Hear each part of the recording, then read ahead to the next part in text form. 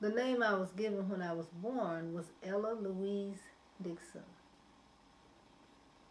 And somewhere along the line it got shortened to Elouise. And now I'm called Reverend E. So when you say what it was my name, it's like, are you talking about what my daddy named me or what people named me? And there's a girl at our church that named me Reverend E, and it just stuck. So mostly I'm known as Reverend E. Some people say Reverend Elouise, but so I was born Ella Louise Dixon, and I was born in the South in Munson, Florida, Okay. in a swamp. What do you do? What do I do? I just love people. I'm famous for that. Because I think that I really believe that it heals everything. Since you started coaching, what now have you started to do that you weren't doing before in terms of your direction of where you're going? I'm learning to put myself and my own needs first, which is something I've never done in my life, and I'm in my, now you're telling my age. No, I didn't I've ask. been here a very long time, and I never knew how to do that because I was raised to take care. My mother was kind of sickly when I was a kid, and when my daddy would say every day when he would go to work, he said, "Sister, take care of your mama." So this idea of a mama to take care of the child, I never experienced that. So I started out taking care of my mother. And then my mother had 8 children, so I took care of her kids. And then I got married, and I took care of my husband. Then I had children of my own, and I took care of my children. I became a nurse, and I took care of my patients. And I became a minister, and I took care of the members of the church. And so at this time in my life, it's the first time, and I really had to try to figure out, what do I want to do? And then one day when I really came upon an idea that was just for me, I cried because it's like it's the first time in my life I ever did, or even found out what I wanted to do. I don't know who I am. I'm just learning who I am. In your ministry, you've had a large number of ministers have come to you. They've gone on and started their own churches and done things of that nature.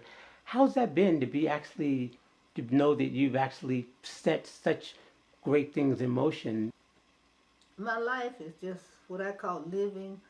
I've never set out to be world famous and do this and do that. Um,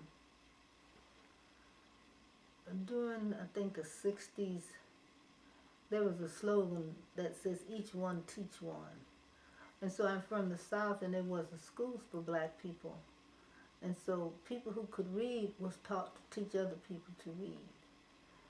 And so I feel that anytime you find out something that can help people, it's your obligation to tell them about it. And so as I've been doing this for so many years, I would tell people about it and tell them it's their obligation. Now you go tell it. And you're looking at doing workshops and trainings and different kinds of things like that. Could you say a little bit about what you're looking at doing with those kinds of things? Yeah, I'm asking. I'm putting you on the spot. Yep. Well, I think that I really want to focus on prosperity and money especially because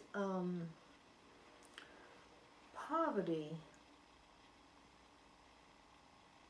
is the root of a lot of ailments that we have. And there are people who feel that if they had money, their life would be different. But that's not necessarily so. When you're raised to feel that you don't have enough, it's a consciousness of don't have enough. And unless you learn how to love yourself, which is what I'm learning, then the money that you have won't do you any good because you will always find somebody who needs something, especially relatives. And if you don't know how to manage the money to take care of you, that's the first part of it, is knowing how to be what they call a good steward, how to invest it, how to save it, how to use it, and how to help others like that. So I want to teach about prosperity. Okay. Because prosperity is about having more, having enough and more than enough in the four areas of your life, like health and physical fitness and money and relationships. And prosperity to me covers all of that. Because not having either one of those things, your life is out of balance. And so many of us have thought about money as just the financial part of life, but that's finance without any other, without health is nonsense. If you're going to talk to anyone about coming and getting coaching, what would you say? What would you want to share them about it in terms of, specifically in terms of what so far you've gotten that they could probably see as a benefit for them in getting coaching? Well, the first thing that comes to my mind doesn't seem, it seems like that's not important, but for me it has been time management. Because you're very strict about time. So I'm learning how to manage my whole life. And I had heard that before though, because I go to a 12-step program, and you weigh and measure your food, and the sponsor said, not just your food, weigh and measure your whole life. So before I leave home in the morning, I should have decided what I'm going to eat for that day and make sure that I have it with me. And so it means that I have to organize. In order to have that, it means I have to shop, I have to cook, I have to do all that before that particular day. Mm-hmm.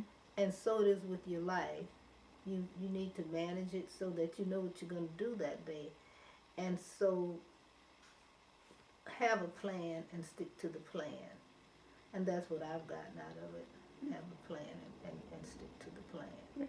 Is there anything else that I didn't ask you that you'd like to share? I mean, whatever that would be. Well, I said that already, that most of my quotations of the things I believe came out of the Bible. And since my daughter had said I was a religious fanatic, I'm always reluctant. But there's a Bible verse that's in Proverbs, and I base my life on it. And it says, trust in the Lord with all thine heart, and lean not on thine own understanding.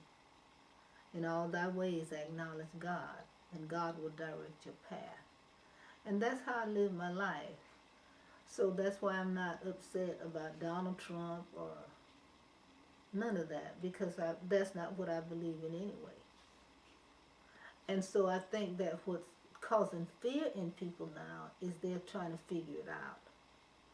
Why, if you have something that you believe in that works all the time and has never failed, then you don't get sidetracked by who's in the White House or who's mayor of the city or any of that. You don't get sidetracked by that. Okay. Well, thank you. I appreciate it. That was great.